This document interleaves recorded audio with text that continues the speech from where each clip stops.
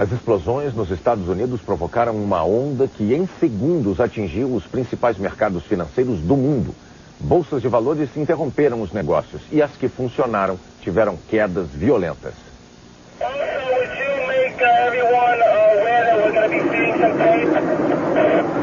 As torres gêmeas arrasadas pelo atentado abrigavam mesas de operadoras de mercado do mundo inteiro, no coração do capitalismo globalizado. O impacto imediato foi muito mais além do que transformar um símbolo em fumaça. As bolsas de Nova York, ali perto, e a bolsa eletrônica da Nasdaq, pelas quais pulsa a economia mundial, nem chegaram a abrir. A onda de choque da explosão atingiu em cheio os mercados europeus. A bolsa de Londres fechou em baixa de 5,72%, a maior queda dos últimos 35 meses. A de Paris, baixa de 7,39%. Há 2 anos não caía tanto. Frankfurt, queda de 8,49%, maior baixa dos últimos 32 meses. Bolsa de Milão, baixa de 7,79%. No México, as ações caíram 5,55%. Na Argentina, o pregão foi interrompido quando a queda bateu 5,2%.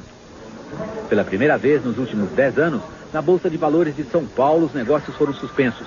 Às 11h15 da manhã, o pregão já acumulava queda de 9,18%, a maior desde janeiro de 99, quando houve a desvalorização do real. Com o resultado de hoje, a Bovespa já contabiliza baixa de 29,04% este ano. A paralisação dos negócios na Bolsa de Valores de São Paulo não foi apenas o resultado do horror e da emoção provocados pelas imagens vindas dos Estados Unidos entre os operadores. A Bolsa simplesmente não tinha mais condições de fixar preços. O motivo de nós fecharmos foi extremamente técnico, informações encontradas de todos os cantos. Nós achamos melhor, por bem dos investidores em geral, encerrar as atividades do pregão pelo dia de hoje. Houve poucos negócios nas mesas de câmbio, com o dólar batendo novo recorde. R$ 2,66, alta de 2,03%, apesar de intervenção do Banco Central. Diante do clima de nervosismo, o governo preferiu cancelar 3 leilões de títulos públicos, num total de 4,7 bilhões de reais em papéis. Refletindo temores de conflitos no Oriente Médio, o preço do barril de petróleo subiu 13% e chegou aos 31,05 dólares. Outro sintoma de insegurança, o ouro na Bolsa de Metais de Londres teve alta de 7%. Mas economistas acham que o impacto imediato do atentado em Nova York se desfaz também a curto prazo. Nós estamos sob o impacto de uma grande tragédia. É natural que, num primeiro momento, a reação seja de uma certa histeria, movida pelo pânico de uns e pela especulação de outros que tentam tirar proveito da situação. Mas isso não é permanente. Isso vai durar alguns dias, a vida depois volta ao normal, a economia americana está em processo de desaceleração e isso pode até chegar a uma recessão. Mas não será por causa dessa tragédia. Na verdade, a economia é muito mais robusta e não é um acidente, um ataque terrorista que vai mudar grandes tendências e movimentos profundos que estão ocorrendo no mundo. Veja a seguir a aflição das famílias de brasileiros que estão em Nova York. E as últimas informações sobre o dia que vai marcar a história.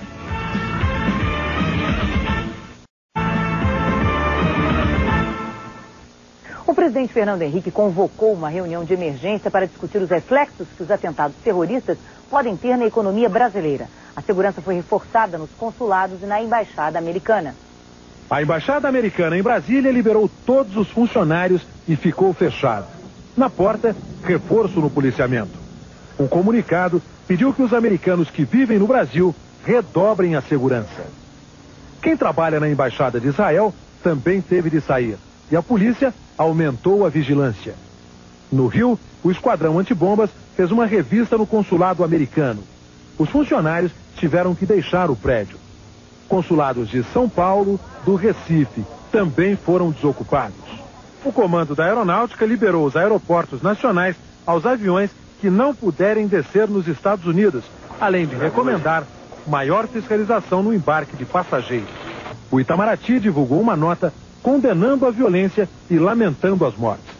O presidente Fernando Henrique Cardoso, se dizendo chocado e com uma preocupação extrema, acompanhou tudo pela televisão no Palácio da Alvorada.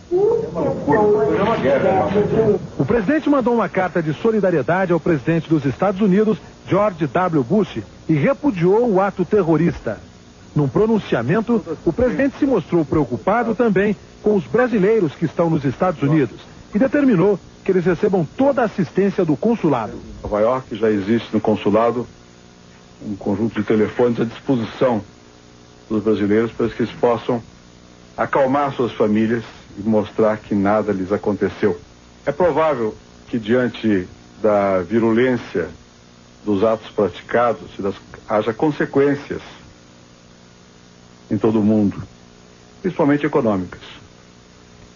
E o Brasil é parte do sistema mundial e pode vir a ser, direto ou indiretamente, afetado por essas turbulências. É inegável que, se não houver uma ação atenta do governo, as consequências podem ser maiores, e nós estamos atentos. Para se antecipar às consequências deste episódio e tentar fazer uma avaliação, principalmente dos desdobramentos na economia brasileira, o presidente Fernando Henrique Cardoso chamou 4 ministros, inclusive o da Fazenda, Pedro Malan. A reunião foi a portas fechadas. Depois, o presidente convocou o Conselho de Defesa Nacional. O governo vai fazer uma análise dos reflexos da situação dos Estados Unidos aqui no Brasil. O Conselho foi comunicado das medidas para proteger os cidadãos americanos. E o presidente Fernando Henrique tranquilizou o encarregado de negócios dos Estados Unidos, que está respondendo pela Embaixada Americana em Brasília. Até agora há pouco, Itamaraty ainda não tinha conseguido notícias sobre possíveis vítimas brasileiras. Entre os que sobreviveram aos atentados, há relatos impressionantes. Apreensão em São Paulo. Dona Cecília passou a manhã tentando contato com o filho Clayton, que mora em Nova York. Não conseguiu. As primeiras notícias vieram só à tarde. Is he fine? Is he fine? Um amigo confirma que Clayton está bem. Só então Dona Cecília se acalma. Só tenho que agradecer a Deus, só isso. Muito obrigada, meu Deus. O congestionamento das linhas aumentou a angústia de quem procurava informações sobre parentes nos Estados Unidos. Em uma das operadoras, as ligações aumentaram 40 vezes. Um número de serviço foi posto à disposição do usuário. 0800 703 2111. Em Uberaba, Dona Nilda ainda espera alguma notícia sobre o filho Tiago. Há 4 meses em Nova York, ele servia café em 3 andares do World Trade Center.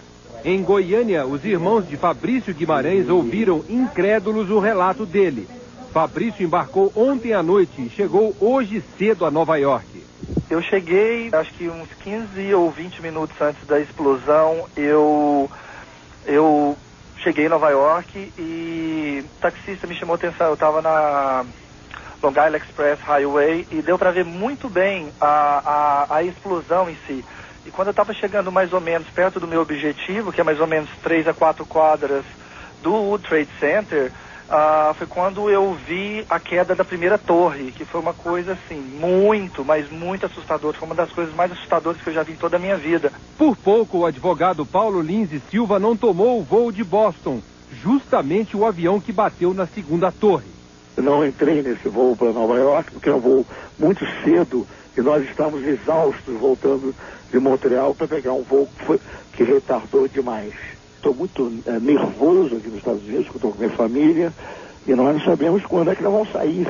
Funcionário de uma corretora, Larry Pinto de Faria Júnior, conseguiu sair do World Trade Center a tempo. Eu estava trabalhando, nós ouvimos aquele estrondo, aquele barulho muito forte. Eu trabalhava no 25º andar. Parecia a sensação de um terremoto, o edifício balançou e balançou forte mesmo, muito forte. E aí nós fomos para saídas de emergência, para saídas de incêndio. O medo maior foram 2 medos.